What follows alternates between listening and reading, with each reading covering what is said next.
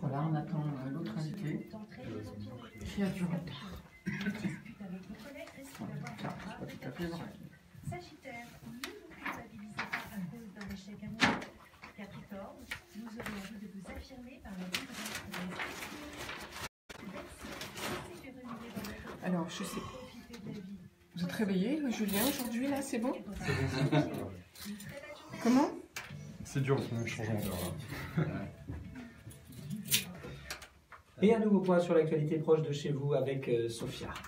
Commençons avec de la politique. 15 jours après la démission de Nicolas Macchioni, la ville de Sarcelles a un nouveau maire. Il s'agit de la communiste Annie Perronnet. Elle a été élue à la majorité hier soir et compte s'engager dans la continuité de l'action menée avec l'équipe de son prédécesseur.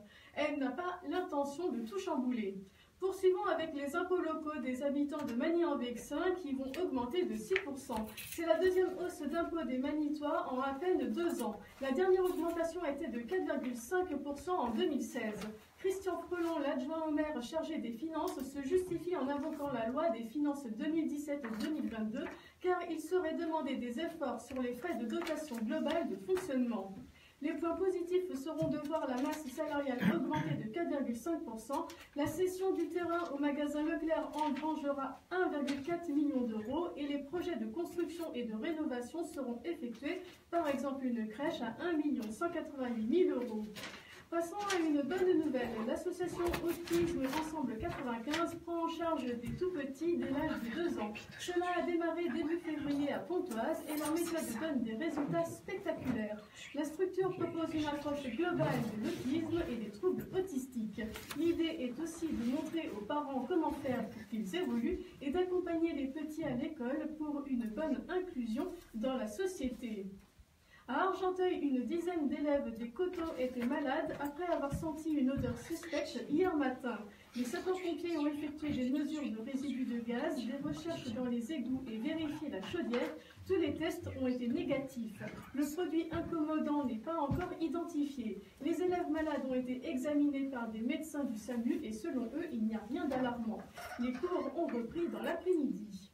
Pour finir, démarrer un week-end avec l'humour de Nora Hamzaoui, c'est avec un ton punchy et une imagination débordante qu'elle nous dresse un portrait acide de la femme d'aujourd'hui. Elle scrutera ses névroses et celles de son public. À voir ce vendredi 6 avril à 20h30 au théâtre Pierre Freinet d'Ermont. Composez le 01 34 44 03 80 pour réserver. Merci Sophia. À tout à l'heure, midi 10 pour d'autres informations valoisiennes sur la radio du bien-être.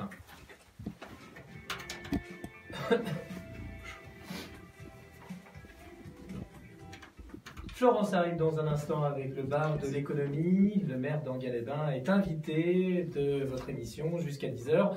Mais pas que le maire, vous aurez aussi l'intervention d'une autre personnalité du Val d'Oise. Qui s'appelle Fabrice Hakoun et qui dirige la société Advance Schema, une société informatique. Donc tous les trois, vous allez parler des nouvelles technologies, d'informatique. Oui, mais pas que, de développement économique. Et puis surtout, on va parler des 200 ans que fête la Caisse d'épargne et de l'évolution de la Caisse d'épargne. Très bien, encore un beau programme jusqu'à 10h sur IDFM Radio Regain. Je vous souhaite une agréable journée et je vous retrouve demain matin de 7h à 9h.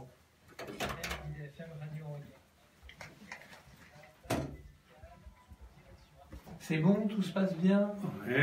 Et vous, Christophe? Toujours. Donc vous parlez bien devant les micros, je vais te le baisser un petit peu. Voilà. Demain matin, vous êtes au Centre des Arts pour la présentation d'un numérique. Demain, bain numérique, bon. Allez, c'est parti, c'est le jingle. Ah oui, la conférence de presse. Oui. Mais je vais être légèrement en retard parce qu'il y a un événement assez exceptionnel. On ouvre la crypte de la collégiale de Nancy. D'accord. Où sont les restes du connétable. Ah oui, d'accord. Je l'annonce en info. Et ça, c'est à quelle heure? C'est à 10h. 10h. Bon, on va pas y rester longtemps. C'est un peu symbolique. La crypte a été ouverte. Attention, c'est à nous là. Donc ça va être la course. Ouais, plus fort, s'il vous plaît. Vous serez, vous, demain? Oui, peut-être. Merci. Amusez-vous bien. Bonjour à toutes et à tous. Alors, comprendre le monde dans lequel nous vivons et les évolutions de la France, tel est l'objectif du bar de l'économie. Bienvenue à ceux qui nous rejoignent aujourd'hui. Hier, nous avons rendu hommage aux victimes des otages décédés lors de l'attentat du 23 mars dans l'Aude.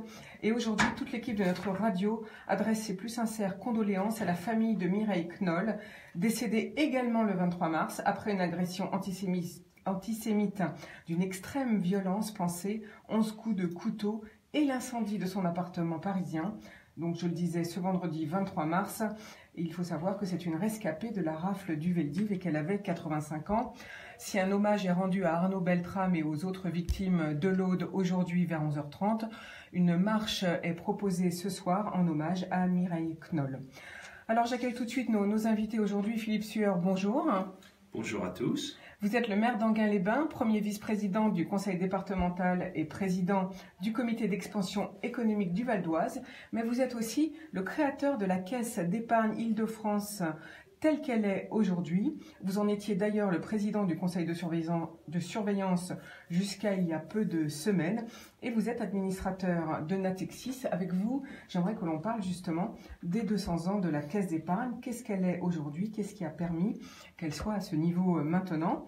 Et puis à Enghien aussi, le 29 mars auront lieu les entretiens médicaux sur le rôle de l'alimentation dans les grands problèmes de santé publique. Grosse évolution, on voit en ce moment le dynamisme des centres-villes. Peut-être on pourra parler un petit peu de ça et de la modification des achats et des souhaits des consommateurs. Début avril, la ville d'Enghien reçoit 10 entrepreneurs au Centre des Arts, une journée pour permettre à des créateurs d'entreprises de défendre leurs projets.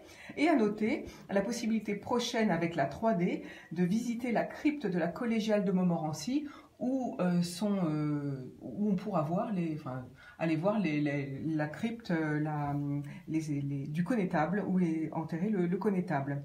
Alors, à vos côtés, pour parler également développement économique, Fabrice Hakoun, bonjour. Bonjour. Vous êtes directeur général de la société Advance Schema, une société bien installée sur Paris, rue Galilée, spécialiste d'informatique et notamment de la business intelligente, du CRM, de la big data. 180 consultants, c'est quand même joli, chef de projet, développeur, expert, une implantation à Paris, Lille, Nantes, et en 2015, vous êtes parti vous installer à Vancouver, au Canada.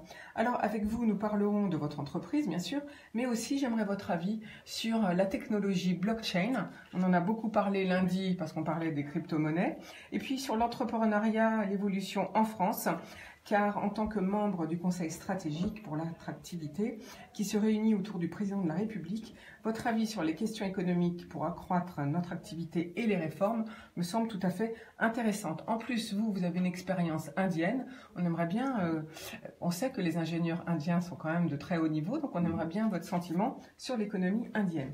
Mais tout de suite, je vous propose de poursuivre l'entretien quotidien que nous avons cette semaine sur la place de la France dans le monde. Entretien entre Hubert Védrine, ministre des Affaires étrangères de 1997 à 2002, et de Pascal Boniface, directeur général de l'IRIS. C'est à vous, Pascal. Sarkozy puis Hollande étaient un peu en rupture douce ou nette avec cette ligne diplomatique française. Pas sur tous les sujets, mais dans l'ensemble. Il nous faut la matinée. On va chercher à l'entretenir. D'ailleurs, Nicolas Sarkozy. J'ai demandé une heure de plus. Élu sur le thème de la rupture avec Chirac, mais la rupture avec ce que Chirac avait gardé de police. C'est pas énorme, enfin, il y a quand même un lien, il y avait quand même une dimension. Et Nicolas Sarkozy se réclamait du monde occidental, ce que ni François Mitterrand ni De Gaulle ne faisaient. La famille occidentale. Oui. Famille, je louais, disait. Bon, donc il y a une usure incarnée par certaines présidences, et il y a le fait que il y a le monde global, il y a la domination américaine, la montée de la Chine, et puis il n'y a plus les générations qui pensaient que la priorité était que la France garde une capacité de penser autonome. Puis il y a la perspective européenne chez certains. Pour vous, cette capacité de penser autonome, c'est chez les diplomates, chez les intellectuels, chez... Oui, ceux-là, les scientifiques, les experts, dans les médias, les gens qui suivent ces questions. Est-ce que vous pensez que ce monde-là est influencé de façon excessive par les Américains, un peu comme l'a écrit Régis Debray dans son livre récent « Civilisation ». Oui, mais je suis à la fois d'accord avec Régis, puis j'aime beaucoup ce qu'il fait et son écriture, mais il décrit des choses qui sont là depuis très longtemps. Hein. Ouais. Très très longtemps. On aurait pu écrire ça sous De Gaulle. Sous De Gaulle, quasiment. De Gaulle était confronté à ça. D'autant qu'il n'y a pas que l'aspect stratégique, il y a le cinéma américain qui a enchanté le monde entier depuis un siècle, donc des choses comme ça. Donc c'est pas faux, mais c'est pas nouveau par rapport à ça. Ça fait très longtemps que ceux qui en France veulent maintenir une capacité autonome de pensée. Par exemple, comment évaluer la Russie? Est-ce que c'est une menace réelle, considérable, marginale, exagérée, etc. Si on discute entre Européens, pour les Polonais, c'est une menace imminente et proche. Si on prend les Italiens, tout ça est exagéré. Et il y a des visions différentes. Et en France, l'opinion dominante, si on prend les médias comme critère, elle est devenue plus occidentaliste. Elle n'est pas forcément atlantiste, parce que l'atlantisme à l'ancienne 4e République, c'est l'alignement sur Washington. Bon. Mais comme la plupart de ceux qui condamnaient le gaulo-mitterrandisme, qui se réjouissaient qu'il soit apparemment terminé, qui sont la branche française des néoconservateurs américains. D'ailleurs, Emmanuel Macron, que vous citiez tout à l'heure, a cité ça une fois en disant qu'il ne fallait pas se soumettre à cette idéologie. Et il a fait conservateur. Élu président, non plus candidat, mais élu président. Il a d'ailleurs déclenché une fureur chez les néocons que tout le monde connaît, qui ont fait énormément d'articles en signant pour dire que ça n'existait pas.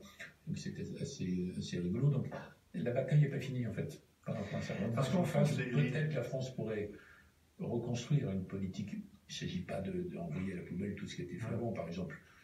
Hollande ou Mali, c'est vraiment très bien, c'est courageux, il faut le faire, etc. Bon, il y a quand même une question et un moment, et une opportunité peut-être de reconstruire une politique étrangère française plus réaliste. Et est-ce que Macron président, et non plus candidat, Macron président depuis maintenant plusieurs mois, vous paraît dans ses faits et gestes et dans ses premiers pas diplomatiques se mettre dans cette lignée gaulo-mitterrandiste, redonner une impulsion nouvelle et un éclat nouveau à une politique étrangère qui aurait été un peu ternie auparavant? Je ne pense pas qu'il... Encore une fois, je parle prudemment, je ne suis pas son parole, hein. Je ne pense pas qu'il veuille s'inscrire dans une lignée X ou Y. Mais je pense qu'il va être libre de sa démarche. Donc, comme il ne veut pas être l'héritier des 10 dernières années, qu'il veut avoir les mains libres pour avancer, sans tabou, que ce soit pas verrouillé à l'avance, il va renouer avec certains des aspects de ce qu'était le gaullisme ou le mitterrandisme, entendu qu'il y a des décennies entre les deux, que ce sera fondamentalement différent. Donc, il y a une volonté de reconstruction, je crois, à partir d'une plus grande liberté. Donc ça peut coïncider sur certains points. Mais il va construire une politique étrangère macronienne. Vous voyez, pas gaulliste ou mitterrandiste. Dans les débuts, sur chaque point, il a montré qu'il était tout à fait capable, quoi qu'on pense, d'avoir un rapport direct et franc et peut-être efficace avec Trump, en faisant le contraire de la plupart des autres qui étaient épouvantés.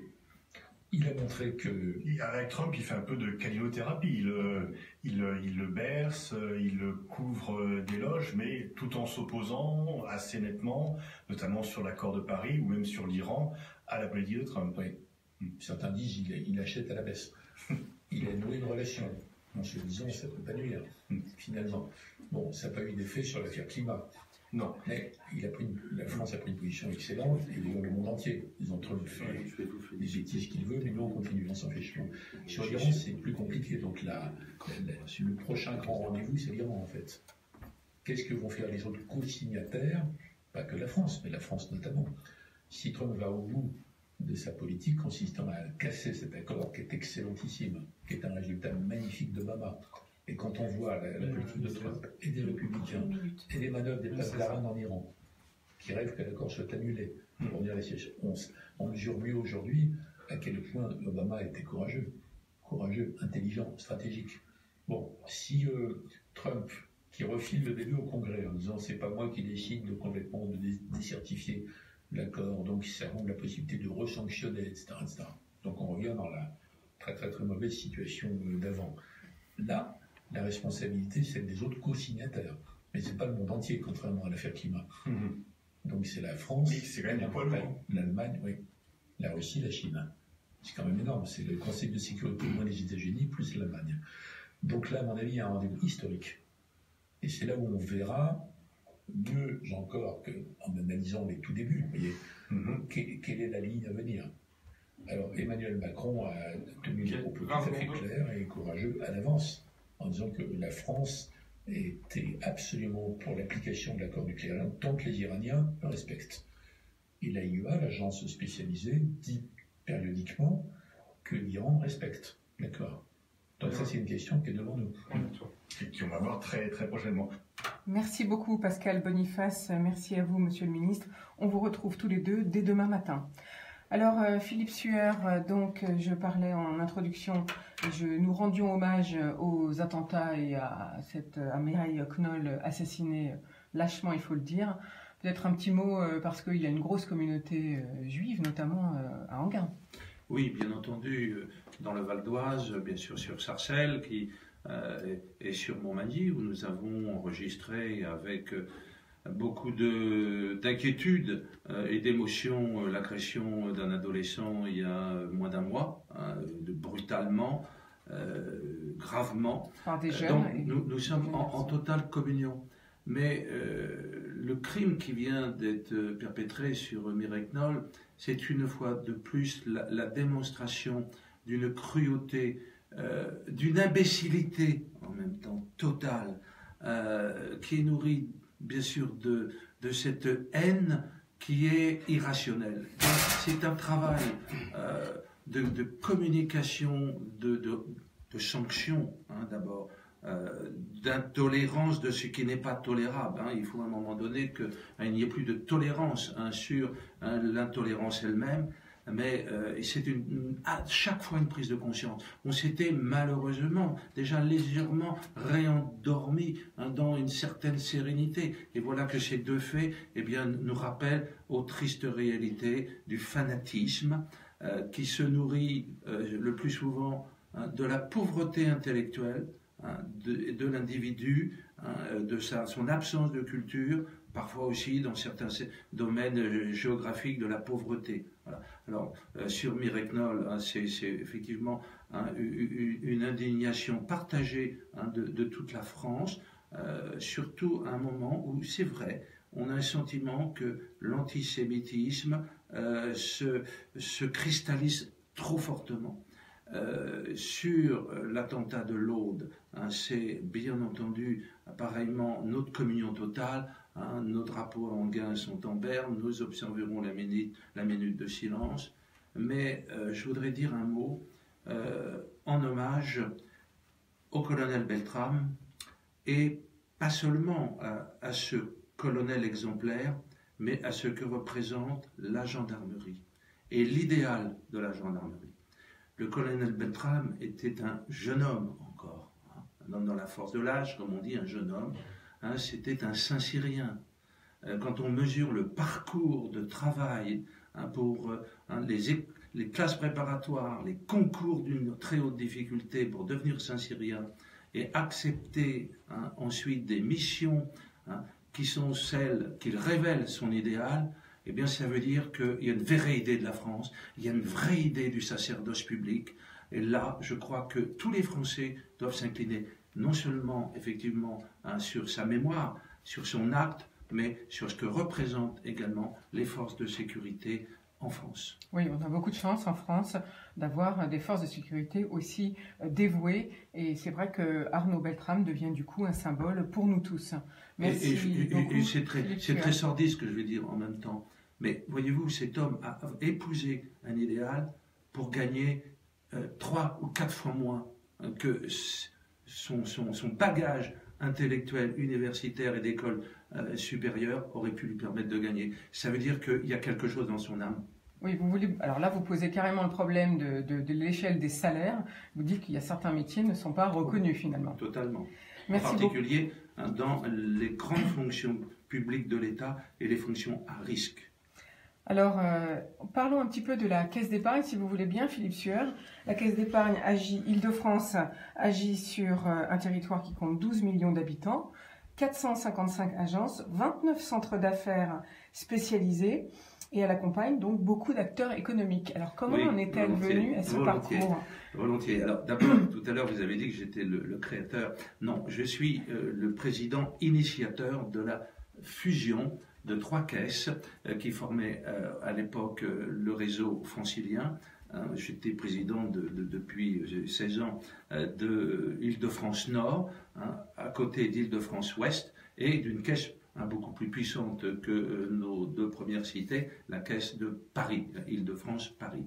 Et j'avais la conviction qu'elle n'était pas partagée par la Caisse nationale, et notamment par son président, était toujours très cher ami Charles Millot, qui a quitté ses fonctions en 2007.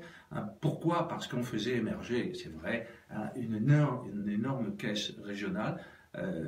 Vous avez rappelé, bien entendu, l'importance de ses effectifs aujourd'hui, de son réseau. Actuellement, la Caisse Île-de-France pèse 14% du réseau des caisses d'épargne et 8% de BPCE. 8% de BPCE. Nous sommes ce qu'on appelle une des maisons mères de BPCE,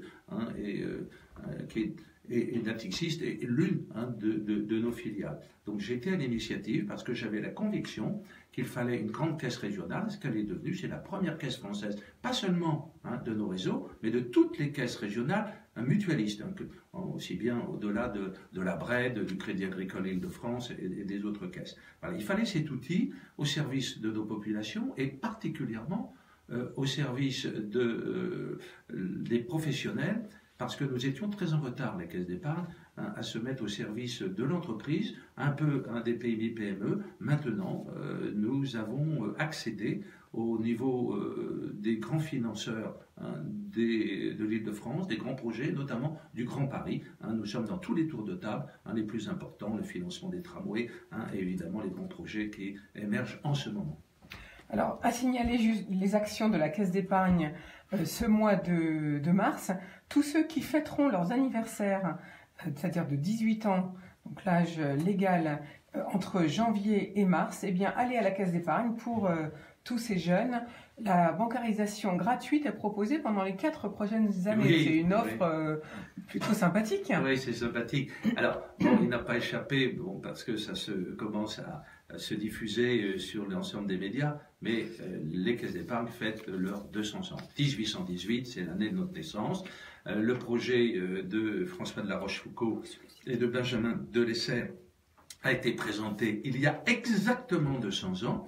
Le roi Louis XVIII formalisait la création donc, de la première caisse qui va s'ouvrir à Paris par une ordonnance de juillet 1818.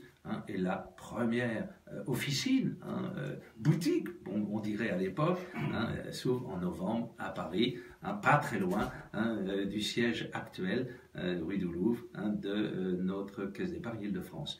Alors, c'est une histoire qu'il faudrait raconter.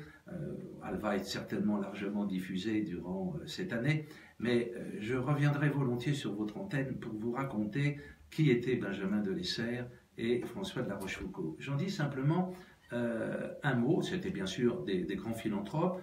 Ils avaient des fortunes assez considérables. N'oubliez pas que Benjamin Delessert est celui qui a créé tout simplement l'industrie du sucre de betterave. Nous étions dans l'époque où il y avait donc la fermeture des mers et de l'importation du sucre de canne, et Benjamin Delessert. Alors, et La Rochefoucauld-Liancourt, c'est juste une anecdote pour vous montrer 2 traits de ce fondateur de la Caisse d'épargne. François de la Rochefoucauld n'était pas un très jeune homme à cette époque-là, bien entendu, il était né en 1747 et meurt en 1727, mais il avait eu notamment ce mot très important qui va le caractériser. C'est un révolutionnaire. Il fait partie des 40 grands aristocrates français qui ont voté la Constituante, et le roi s'adressant à lui en lui disant « Monsieur, c'est une révolte », et il lui répond « Non, sire, c'est une révolution ». Mais, simplement, vers 1800, dans ce beau territoire de Liancourt, où il avait énormément de terres, il invente le premier système en France d'indemnité de sécurité sociale, puisqu'il invente un système où il prélevait 1/50 des salaires pour permettre à tout salarié en maladie de toucher le tiers de son salaire durant la maladie qui était en quelque sorte contrôlée par le médecin de campagne du coin. C'est tout à fait révolutionnaire. Voilà. Alors je vous en parlerai bien volontiers, c'est une histoire que nous aimons bien. Les caisses d'épargne se développent au XIXe siècle, évidemment, en investissant les dépôts pour mieux les rémunérer, pour mieux les garantir, mais aussi c'est déjà le logement ouvrier, c'est déjà les premières coopératives, et aujourd'hui, eh bien, les caisses d'épargne ont un avenir énorme, parce que nous sommes une banque comme les autres banques mutualistes, mais peut-être devrait-elle être encore plus humaniste, à savoir que nous devons être de plus en plus modernes, pour être de plus en plus au service de nos clients, des clients les plus modestes, pour lutter contre l'exclusion bancaire. C'est un élément moi, sur lequel j'ai beaucoup travaillé, je tiens encore à en rester un défenseur. Quand nous faisons des bénéfices nets, c'est pour effectivement assurer nos ratios que la Banque Centrale Européenne durcit de plus en plus, mais aussi pour être inventeur de services auprès des modestes, mais aussi auprès des entreprises que nous avons. Voilà. Il y a vraiment un slogan que nous avons pris, notre histoire, votre avenir. Oui, nous avons une histoire riche et on a un avenir riche, surtout au moment où nous introduisons le digital, sans pour autant diminuer l'humain.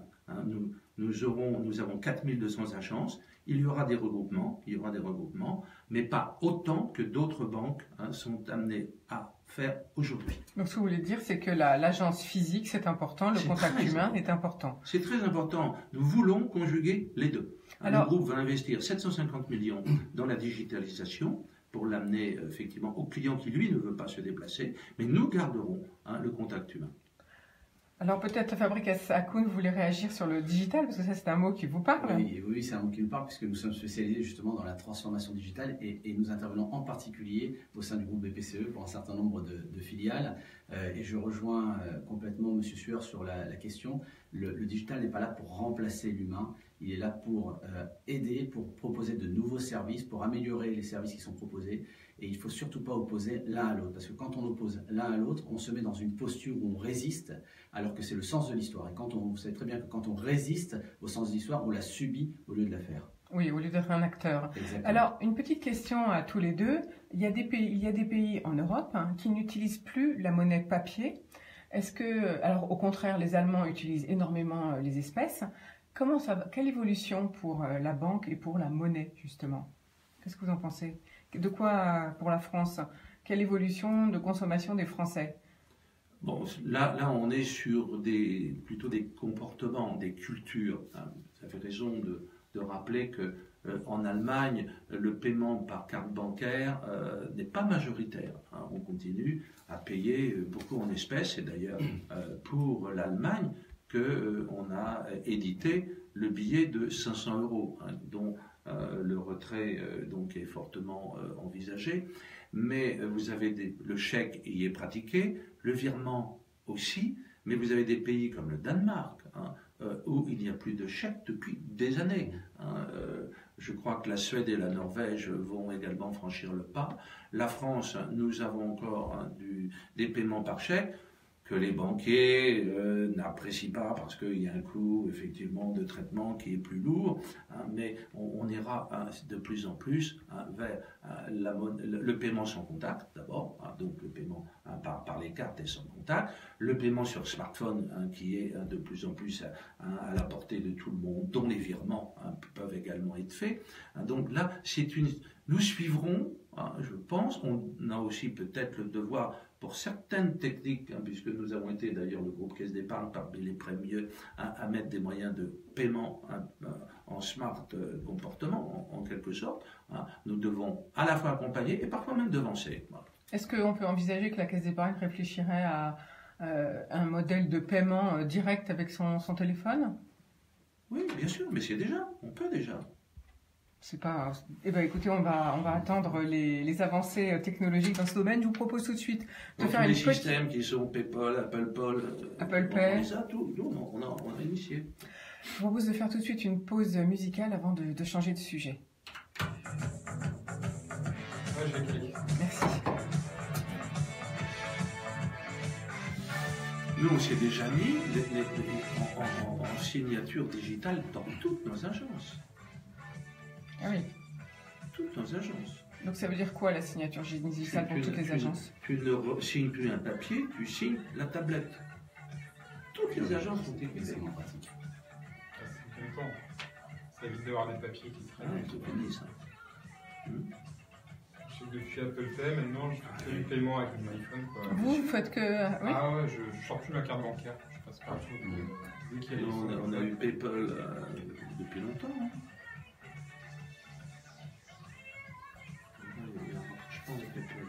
Alors ensuite, dans l'actualité aujourd'hui, c'est la scolarité obligatoire dès l'âge de 3 ans.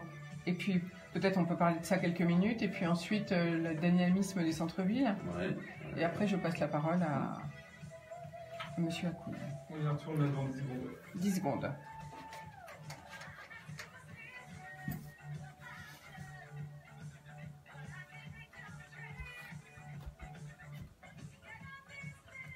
Ok, on y retourne.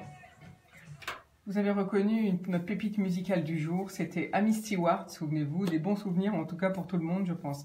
Alors au niveau de l'actualité aujourd'hui, eh bien dès la rentrée 2019, la scolarité deviendra obligatoire dès l'âge de 3 ans, a annoncé l'Élysée hier, déclaration qui a été confirmée par le président de la République lors de l'inauguration des assises de la maternelle à Paris.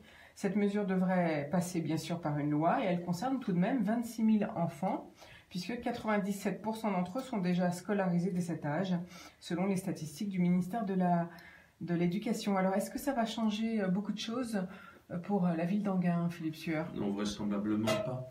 Alors, tout d'abord, je voudrais vraiment rendre un hommage à l'école maternelle française et à ses institutrices et instituteurs, parce que c'est certainement l'un des modèles les plus perfectionnés au monde. Ça se disait déjà à l'époque de Georges Pompidou, qui en avait donné un vibrant hommage, mais c'est toujours vrai. Ça ne changera pas grand-chose, il y a déjà 97% des enfants qui sont scolarisés dès l'âge de 3 ans. Il y en a même qui aimeraient bien scolariser leurs enfants avant 3 ans, ce qui pose parfois des problèmes d'accueil, mais aussi, comment dire, d'adaptation à l'évolution de l'enfant. Mais je soulignerai néanmoins que c'est une charge encore de plus pour les communes de France.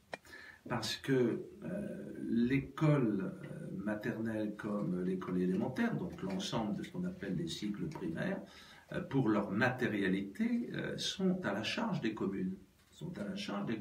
La construction des écoles, leur entretien, mais aussi quasiment ce qu'on appelle le périscolaire, l'accueil avant, le poste scolaire, et dans les écoles maternelles, une institutrice ou un instituteur, car nous avons à nouveau des instituteurs en maternelle, je m'incline aussi sur ce vrai sacerdoce, et il faut une assistante, il faut une ATSEM. Donc une par classe. C'est un personnel communal qui coûte de l'argent, avec souvent un extrême dévouement c'est toujours de l'extrême dévouement, mais souvent même une véritable compétence pédagogique, faisant donc un tandem de l'institutrice et de l'ATSEM. C'est du coût tout ça. Donc, même s'il y en a 26 000, il y aura dans un certain nombre de communes de France des classes à ouvrir, avec des coûts qui ne sont jamais financés par l'État, qui aujourd'hui est en train de comprimer les communes de France, qui les méprisent, j'ai des mots extrêmement forts. Nous avons là des gouvernants et des hauts fonctionnaires qui n'ont rien compris au tissu territorial français. Alors, ajoutons... D'ailleurs, le maire de Sevran a démissionné hier pour cette raison, justement. Oui, nous sommes là, vraiment, c'est un véritable problème d'unité territoriale qui est mis en cause aujourd'hui et de service à nos populations. Toutefois, j'ajouterai que sur cette décision de Jean-Michel Blanquer, qui est un très remarquable ministre de l'Éducation nationale, je lui dis d'autant que c'est un cher ami et collègue, et il y a un aspect culturel. Nous devons lutter sur l'ouverture des crèches communautaires, des petites écoles communautaires, Et comme la scolarité n'était obligatoire qu'à partir de 6 ans, nous avons des réseaux. Nous en avons même dépisté à Enghien-les-Bains, une petite crèche communautaire. Bon. Et il y en a un peu partout. Et là, l'enfant, dans ses premières fondations, n'est pas dans une culture partagée, nationale, qui est une culture d'enrichissement des nations qui ont formé au fur et à mesure la France, et c'est très grave d'avoir ainsi des enfants qui, jusqu'à l'âge de 6 ans, ont ainsi un conditionnement qui n'est pas celui de l'ensemble de la communauté nationale. Et bravo donc d'obliger ces enfants à entrer dès l'âge de 3 ans dans l'école de la République. Et puis l'apprentissage du langage, c'est tout de même important que tout le monde, dès l'âge de 3 ans, puisse commencer à s'exprimer et avoir des relations sociales. Il y a des relations, la sociabilité s'apprend là, et bien autre chose. Merci beaucoup Philippe Sueur. On va refaire une petite pause musicale avant de passer la parole à notre second invité du jour, Fabrice Hakoun. Alors maintenant, Fabrice, c'est votre tour. Et après, en conclusion, Philippe Sueur, si vous pouvez intervenir, on va parler peut-être de la dynamisation des centres-villes, parce que comme ça fera le lien entre vous deux. Puisque vous allez nous parler de l'évolution, vous faire aller vers l'évolution économique. Là, c'est Harry Style, on est d'accord? Oui, tout à fait. Je les cale dans l'ordre, c'est pas de problème. Pas de souci. Je suis obligé de partir très vite, après je suis désolé. Oui. Et je vous rappellerai pour vous débriefer. Oui, on se revoir, oui, bien sûr, avec plaisir. À quelle heure vous voulez partir?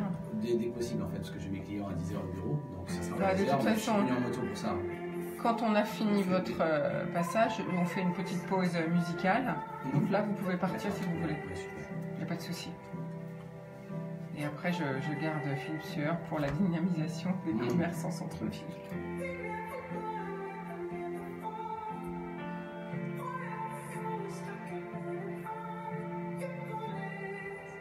J'ai habité 15 ans dans le Val d'Oise, donc ah bon? Bien, oui, bien sûr. Où ça? Au Bonne. Ah oui. Après, tout fait nous. Et là, on est à Paris dans le 17e du Bar-de-Conseil, c'est pareil. Mais on envisage de revenir. Ma femme est très malheureuse. Elle est née à Enghien. Votre femme, elle est d'Enghien? Non. Oui, elle est native d'Enghien, ma femme. À l'époque où c'était encore 78. Ah oui? Ouais. Et sa famille est encore dans le coin? Ah oui, bien sûr, à Saint-Prix. Elle s'appelle comment? C'est son jeune fils et garçon. Dominique Garçon. Dominique Garçon. Allez, on y va.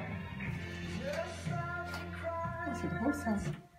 Alors Fabrice Hakoun, vous êtes directeur général d'Advance Schema, une société avec un nom à consonance anglaise, mais pourtant bien française. Donc d'ailleurs, dans les startups actuellement, on voit que toutes les startups prennent des noms pratiquement anglais ou qu'on peut prononcer de manière internationale. Pourquoi vous choisissez des noms? Tout simplement parce que les noms sont inspirés de l'activité, et l'activité, l'essentiel des mots sont des mots anglais. La plupart de mes collaborateurs font du développement, ils sont parfaitement français, ils font du développement sur des claviers QWERTY et pas sur des claviers AZERTY, donc on est complètement mondialisé pour le coup. Alors justement, qu'est-ce que vous faites? Qu'est-ce que vous proposez et comment ça fonctionne? Une activité très spécifique, ce qui d'ailleurs fait sourire souvent autour de moi, puisque personne ne sait encore ce que je fais. Après 25 ans, y compris ma propre épouse. En fait, on a un métier très spécifique. Nous, on permet aux grands groupes d'analyser leurs données. Grâce aux données, on peut générer de la valeur, créer de la valeur. Et nous, notre métier, c'est de mettre en place des systèmes informatiques qui permettent la collecte de ces données d'environnements qui sont extrêmement hétérogènes, vous imaginez bien, et mondiaux, et puis de les traiter pour les réconcilier, pour finalement en tirer les quelques indicateurs qui vont permettre la prise de décision. Alors, c'est ce qu'on appelle le CRM, en fait. Alors, le CRM est une partie de l'usage, effectivement, ce qu'on fait. Vous avez aussi la business intelligence, donc voilà. le big data, donc l'exploitation de forte volumétrie de données pour en tirer des indicateurs qui aident à la décision, qui permettent d'accroître le business. Alors, justement, le 25 mai prochain, les entreprises devront appliquer le RGPD. Oui. Est-ce que ça oblige à des modifications pour vous par rapport à vos clients? Oui, bien entendu. Alors, tout d'abord, la RGPD, qui est justement la réglementation sur les données personnelles, voilà. Était tout à fait souhaitable pour, je vais citer mon amie Catherine Morin-Desailly, donc qui est sénatrice, qui connaît très bien ces questions-là, qui disait pour que la France et l'Europe ne deviennent pas une colonie numérique des États-Unis. Donc il était impératif qu'on ne soit pas totalement open bar, que nos données soient à la disposition de grandes compagnies mondiales qui les exploitent pour générer de la valeur sans que nous en retirions aucune. Donc ce que vous voulez dire, c'est qu'au lieu d'être un contrôle, comme c'est un petit peu pensé en ce moment par les chefs d'entreprise, un contrôle de l'entreprise française, c'est pour se protéger des Américains ou des Russes, par exemple. Oui, excusez-moi. En tout cas, c'est pas tant pour se protéger parce que cette notion est très illusoire. C'est surtout pour pouvoir dire, on va discuter d'égal à égal.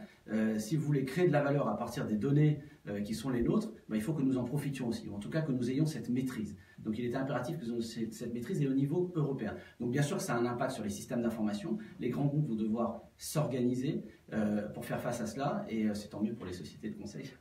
Alors, vous proposez une plateforme analytique basée sur des nouveaux composants. Oui. Qu'est-ce que ça veut dire? En fait, les composants sont très épars. Aujourd'hui, vous avez dans le domaine du big data, vous avez des composants qui sont des composants créés par des startups au niveau mondial, qui sont des sociétés finalement dont on n'est pas sûr de la pérennité. Et nous, on a décidé de monter une plateforme analytique qui va de la collecte des données à la consommation de la donnée, en passant par tout le cycle de traitement de la donnée, qui est totalement intégrée et modulaire, qui est une plateforme française que nous avons développée en recherche et développement, parce que nous avons plus de 40 ingénieurs en recherche et développement, donc installés à Paris, et nous avons développé cette plateforme pour concurrencer les grandes plateformes américaines, en tout cas les grandes briques décisionnelles et analytiques américaines. On a combien de choix si on est une entreprise en France? Quels sont nos choix pour justement rester en France, que notre donnée reste en France? Alors, l'idée, c'est pas obligatoirement que la donnée reste en France, c'est de choisir où elle reste. Il y a une petite nuance, c'est-à-dire qu'on peut la vouloir dans le cloud parce qu'elle n'est pas très sensible, mais on peut aussi vouloir qu'elle reste en France, et là, il faut qu'on ait le choix. On a toujours le choix, en réalité. Simplement, il faut qu'on ait le choix des outils. Vous savez qu'on travaille beaucoup en mode, ce qu'on appelle en mode SaaS, Software as a Service, c'est-à-dire que vous achetez un service et un logiciel tout intégré. Et la difficulté aujourd'hui, c'est que la plupart des outils qui sont distribués en mode SaaS sont des outils américains. Donc les données, du coup, sont souvent effectivement sur les serveurs américains. Donc il fallait une alternative. Et Advanced Schema a décidé à travers Nos Data, donc il y a notre plateforme analytique, Nos Data pour Not Only Data, parce qu'il n'y a pas que la donnée qui compte, il y a l'algorithmie, l'intelligence de mise en œuvre, il y a la méthodologie, il y a tout un tas d'éléments qui comptent, qui sont autour de la donnée étant le minerai de base. Et finalement, on a créé cette plateforme pour justement donner le choix aux entreprises françaises et en particulier aux grandes banques, d'avoir la possibilité d'avoir un outil distribué, un outil analytique distribué en mode SaaS, mais pour lesquels les données effectivement restent en France. Alors, vous nous parlez du mode SaaS, mais lundi nous parlions de crypto-monnaie ici dans mon émission, et notamment de la technologie blockchain. Est-ce que vous l'utilisez, cette technologie? Alors, qu'est-ce que ça apporte de plus par rapport au mode SaaS? Est-ce que c'est complémentaire l'un de l'autre? Alors, c'est totalement différent. Finalement, là, il faut revenir à ce qu'est la technologie blockchain. Le blockchain, c'est un ensemble de fonctions, d'équations mathématiques et d'algorithmes qui permettent de certifier, d'attester la véracité d'une transaction. Et donc, ce qui est le plus difficile. Et donc, du coup, ça permet la désintermédiation, puisque dès lors qu'on a la certitude qu'une transaction est vraie, qu'elle est datée, on a la possibilité de se passer des tiers de confiance. Voilà à quoi sert la blockchain. Et donc, un des usages de la blockchain, ce sont les crypto-monnaies, pour lesquels on a besoin d'attester effectivement des transactions, etc. Mais il y a tout un tas d'autres usages qui sont à inventer. Donc on est sur des outils. En France, malheureusement, et puis dans le monde entier d'ailleurs, on a tendance à confondre les moyens et l'objectif. Les outils sont des moyens et il faut les utiliser comme tels. Il ne faut pas en faire une finalité. Donc pour vous, ça va être un moyen que vous allez utiliser à terme, vous pensez? On l'utilise déjà. On utilise ces algorithmes quand il s'agit quand il y a des usages qui les nécessitent. Alors effectivement, vous parliez de quels sont les secteurs où on peut l'utiliser. Bon, il y a bien sûr la banque, oui, puisque là aujourd'hui on parlait de banque, l'assurance, le transport, l'agroalimentaire peut-être, puisqu'on a vu que Monoprix s'allie à Amazon et que Amazon veut créer des outils avec la blockchain, ses propres outils. On a vu que ça peut aller dans l'énergie, le luxe, la publicité aussi. Dans tous les domaines. En fait, partout finalement. Absolument, dans tous les domaines. Je dis, c'est un ensemble d'algorithmes et de fonctions mathématiques. Donc tous les usages sont possibles. Alors vous avez une autre spécificité, c'est des solutions proposées au monde de la santé. Qu'est-ce que vous proposez? Oui, en fait, on a créé une filiale avec Roche, le laboratoire Roche. En fait, Roche est venu nous voir en nous demandant de développer une application. Et plutôt que d'en faire une simple application, dans le cadre d'une relation client-fournisseur, on a proposé d'en faire une start-up. Et donc, on a créé Connexine. Connexine, c'est une filiale dédiée à la santé connectée, donc qui fait à la fois du conseil et qui développe des applications, dont une plateforme éponyme, en fait, donc Connexine, qui est une plateforme qui permet la coordination entre tous les professionnels de santé autour d'un patient dans le cadre du virage ambulatoire. Vous savez qu'un certain nombre de pathologies sont maintenant chronicisées. Alors c'est plutôt heureux parce qu'avant les gens mouraient, puis maintenant ils vivent plus longtemps avec, mais ils vivent avec. Et donc les traitements souvent sont prescrits à l'hôpital et délivrés en ville. Et donc le suivi est beaucoup plus compliqué. Et donc de ce fait, effectivement, on a développé Connexine, qui est une plateforme. Vous voyez à quoi sert l'informatique finalement de base. Nous, on a fait un usage, qui est cette plateforme qui est installée chez les pharmaciens, qui permet de suivre, d'alerter immédiatement l'ensemble de la communauté médicale qui travaille autour d'un patient, sans avoir à prendre son téléphone et à appeler les uns et les autres, avec les difficultés que ça peut représenter. Connexime, c'est destiné uniquement aux pharmaciens. Le patient ne peut pas l'avoir chez lui et se... Non, alors ça, c'est pas l'usage du patient. Le patient en est bénéficiaire, mais c'est bien un outil qui sert pour les pharmaciens. à coordonner effectivement la communauté médicale autour d'un patient. Donc en fait, vous essayez de l'installer dans toutes les pharmacies. Oui, surtout que c'est gratuit. C'est gratuit. Bah oui, bien sûr. Vous savez, dans nos métiers, les modèles économiques ne sont pas des modèles directs. Vous ne vendez pas obligatoirement une licence. Ce qui nous intéresse, qui intéresse les laboratoires, donc les laboratoires sont partenaires, ils ont financé, enfin Roche en l'occurrence a financé le développement, et derrière ce qui intéresse en général les laboratoires, c'est d'avoir une remontée d'informations sur l'usage de la plateforme pour être plus réactif en cas d'interaction médicamenteuse, de nouvelles adhérences au traitement, etc. Alors Fabrice Hakoun, vous êtes conseil stratégique pour l'attractivité qui se réunit autour du président de la République. Quel est votre sentiment sur l'évolution de l'entrepreneuriat et de l'attractivité de la France? Alors il y a un très gros décalage, selon moi, entre le déclaratif et la réalité. Vous avez un déclaratif, tous nos dirigeants sont des grands amis des entrepreneurs. J'ai entendu récemment, ça m'a fait tellement réagir que j'en ai fait une tribune, j'ai entendu récemment Gérald Darmanin expliquer qu'il allait consacrer le produit des privatisations à investir dans des entreprises, des nouvelles technos, plutôt que de le consacrer à la réduction de la dette. Donc ça m'a fait bondir en fait, simplement parce qu'on n'a surtout pas besoin de l'État. En l'occurrence là, moins il se présente, quand on voit l'état des grands champions, parce que Gérald Darmanin disait finalement on veut faire comme De Gaulle a fait avec les grands champions industriels, on veut faire des grands champions du numérique. Surtout pas. Ça va être une gabegie financière parce qu'il faut d'abord une politique coordonnée, une politique industrielle coordonnée, y compris dans le numérique. Et puis après, il faut surtout créer le contexte. On a un problème de contexte général qui n'est pas favorable. J'ai dirigé un groupe indien pendant plusieurs années en France, un groupe mondial d'origine indienne. Et la grosse difficulté que l'on avait, c'était ce cadre fiscal instable. Je ne parle même pas du niveau des prélèvements. En plus du niveau des prélèvements, vous avez l'instabilité du cadre fiscal qui fait que, vous savez, un entrepreneur, il peut aller entreprendre n'importe où dans le monde. On a des entrepreneurs qui vont en Irak, qui vont en Afghanistan, etc. Donc, ce n'est pas tant le cadre général, mais l'instabilité qui est un problème. Et en France, on a un problème d'instabilité fiscale qui fait qu'on ne sait jamais, c'est pas prédictible. Et un entrepreneur a besoin de prédictibilité pour investir. Donc, on a cette difficulté du cadre fiscal, on a le cadre social. Vous savez, j'ai fait 15 ans au Prud'homme, donc comme juge, collège employeur. Je n'ai pas renouvelé mon mandat aux dernières élections, nomination, puisque ça a changé de mode. Et donc pendant 15 ans, effectivement, j'ai vu à quel point l'inspection du travail, puis un certain nombre d'organisations de ce type étaient finalement allées à l'encontre. Donc on a un vrai problème de cadre social. Voilà, et puis tout cela finalement rend très difficile, en tout cas nous rend très difficile la compétitivité des entreprises françaises. Et bien plus que par exemple le niveau des prélèvements. On parle souvent du niveau des prélèvements, mais au-delà de ça, il y a l'instabilité fiscale et sociale qui est une vraie problématique. Donc moi je pense qu'il faut commencer par réformer cela, plutôt que de faire des grandes déclarations d'amour, comme on peut le faire effectivement régulièrement. Merci Fabrice Hakoun. Alors je rappelle qu'effectivement en France, on a une particularité. Il n'y a que 10% de grosses entreprises. Tout le reste, ce sont des petites entreprises. Et pourquoi? Eh bien parce qu'effectivement, le chef d'entreprise, il a peur des actions sociales des salariés. Il n'a pas tellement envie, la plupart du temps, qu'on se regroupe pour avoir justement des grèves, ou autres revendications où il veut passer son temps à autre chose qu'à gérer des relations sociales. Alors, vous avez parlé, Fabrice Hakoun, du déficit de la France. C'est vrai que là, pour la première fois depuis 11 ans, la France ramène son déficit public à 2,6% du produit intérieur brut, mais l'INSEE annonce que malgré tout, ça n'a pas permis de faire refluer la dette publique qui continue à s'accumuler. Et tant que les comptes publics sont dans le rouge, on ne peut pas aller très très bien en France. On fait tout de suite une petite pause musicale et on retrouve nos invités juste après. Si vous voulez partir, parce que je sais que vous êtes pressés. Mais vous reviendrez nous voir une autre fois. Avec grand plaisir. Parce que j'aurais bien voulu que vous parliez de l'Inde. Oui, on peut les vaches vaudois. Oui, avec plaisir. nous avons mis en place en Val d'Oise un nouveau cluster qui s'appelle Sécurité Système Valley. D'accord. L'initiateur, qui est à la retraite, jeune retraité en fait, c'est Gérard Pêche, que vous connaissez peut-être. D'accord, le nom dit quelque chose, oui, effectivement. Gérard Pêche a été le patron de la division sécurité de Thales. D'accord, oui, voilà. Donc il avait 150 hackers avec lui, et Gérard et le CEVO, donc Jean-François Benon, surtout. En 3 ans, on a mis sur pied ce nouveau cluster qui va devenir vraisemblablement un pôle de compétitivité. C'est parfait. Alors aujourd'hui, il réunit plus des utilisateurs pour ensuite travailler avec les grands fournisseurs. Et nous voulons faire du Val d'Oise notamment un territoire de démonstration. D'accord, formidable. C'est autant.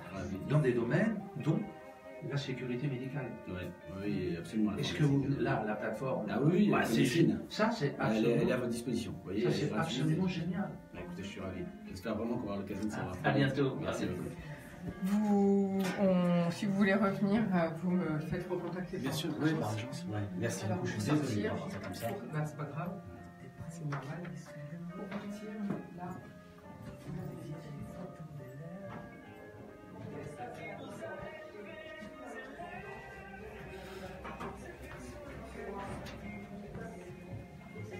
Au revoir, merci. Merci à toi. Florence, on y retourne? On va y retourner, oui. Je laisse rentrer. Donc là, on intervient sur la dynamisation des centres-villes. Oui, si tu veux, je vais quand même dire un mot, parce que c'est très intéressant, très intéressant. C'est bon pour vous? Allez, bien sûr. Merci Fabrice Hakoun a dû nous quitter car il a un rendez-vous professionnel avec des gros clients, donc on l'a laissé partir. Philippe Sueur, peut-être vous voulez réagir sur ces paroles? Pour dire merci au bar de l'économie, parce que moi, ils me font, et nous découvrons, les auditeurs aussi, l'entreprise de Fabrice Hakoun avancée, et cette plateforme. Cette plateforme Connexine, qui est, à mon sens, là encore, une avancée par la technologie au service de l'humain, et notamment de la sécurité en matière de santé. C'est extrêmement important. Peut-être que dans les entretiens médicaux d'Anguin, le colloque annuel, le grand colloque, c'est une question sur laquelle nous reviendrons, mais étant le secrétaire général du cluster Sécurité Système Valley que le CEVO a créé il y a maintenant un petit peu plus d'1 an, c'est donc un cluster qui est consacré à la sécurité dans tous ces aspects, donc grands utilisateurs que sont la SNCF, les hôpitaux, la Poste, bien sûr, et en lien avec les plus grands fournisseurs de sécurité que sont Thales, Safran, bien entendu. Et là, nous sommes vraiment au cœur, la sécurité médicale. C'est un des aspects. Donc la sécurité des données, c'est une évidence aujourd'hui. Je crois que c'est la protection à la fois de l'individu dans sa liberté, dans ses libertés, mais aussi de notre économie. Et Fabrice Hakoun a eu des propos en quelques minutes d'une clarté pédagogique évidente. Oui, on rappelle la plateforme, ça s'appelle Connexine, c'est une solution développée par sa société, donc la société Advanced Schema, mais commandée par le laboratoire Roche, qui finance finalement cette plateforme destinée au monde de la santé et notamment aux pharmaciens, afin que le pharmacien puisse collecter les données de santé des patients et les rebasculer directement vers les médecins. Alors il nous reste 4 minutes d'antenne. Philippe Sueur, avec vous, j'avais envie d'aborder la dynamisation des centres-villes, car on voit quand même une évolution de la consommation des personnes qui habitent en ville, et notamment même sur Anguin, on voit que le bien-être et tout ce qui touche à la personne augmente, notamment les ongleries. Une petite chute pour l'année dernière d'après une étude qui a été faite sur Paris de l'habillement et de la chaussure, mais par contre développement du vélo, de la réparation et puis je disais des ongleries. En quelque sorte du service à la personne.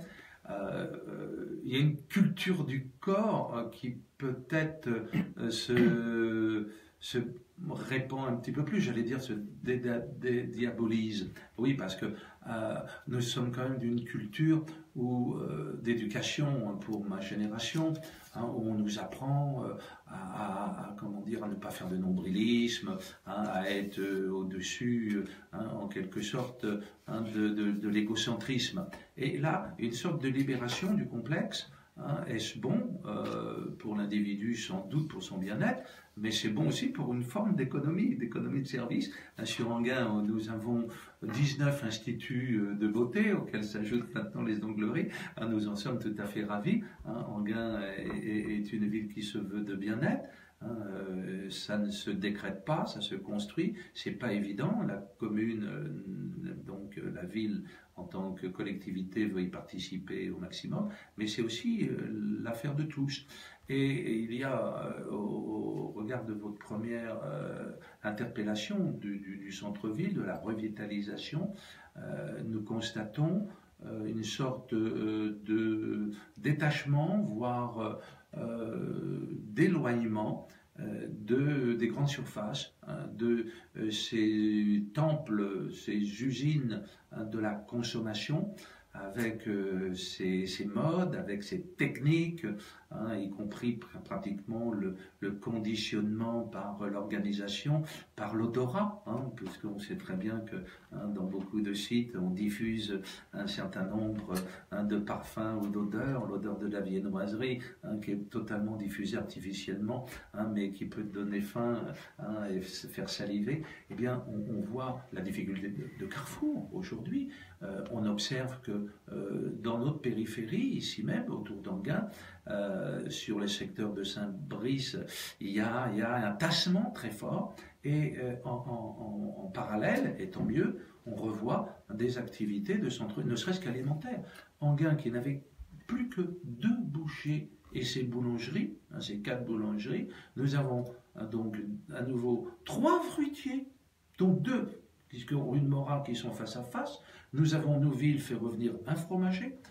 Nous avons échoué récemment sur le retour d'une poissonnerie, mais nous voulons. Nous avons encore un nouveau boulanger. Je dis, c'est extrêmement intéressant. Nous voyons aussi, c'est un phénomène qui est celui sans doute de nouveaux comportements, que des jeunes couples veulent s'organiser, former des coopératives d'achat entre eux. Bon, voilà un mouvement qui est celui d'une véritable indépendance de l'esprit et d'un regard sur le bien-être. Alors, autres magasins qui ont le vent en poupe, ce sont les magasins bio. Et puis, effectivement, vous le disiez, les boulangeries, pâtisseries, les commerces de bouche et de proximité. Merci beaucoup, Philippe Sueur, d'avoir été avec nous. Chers auditeurs, on vous souhaite une très belle journée. On vous retrouve dès demain matin pour vous faire découvrir la Maison des Femmes par le docteur Ghada Atmen. À demain, bonne journée. Je me suis trompée dans le nom du médecin.